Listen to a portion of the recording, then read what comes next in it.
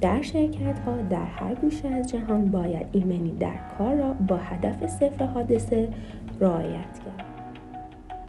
از این رو کارگران نیاز به آموزش مناسب و افزایش آگاهی برای پیشگیری و کاهش رویداد ناخواسته و آسیب‌رسان در محل کار دارند.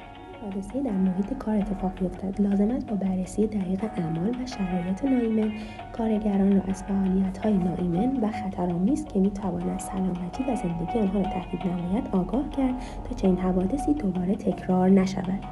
مطالعات نشان می‌دهد که به ازای هر 300 موردی که کارگران در معرض خطر قرار می‌گیرند، حدود 100 مورد شبه حادثه با پیامدهای جزئی روی می‌دهد و تقریباً 10 مورد حادثه با احتمال جراحت و آسیب جدی اتفاق می‌افتد و 1 مورد ممکن است منجر به جراحت شدید و ناتوانی شود.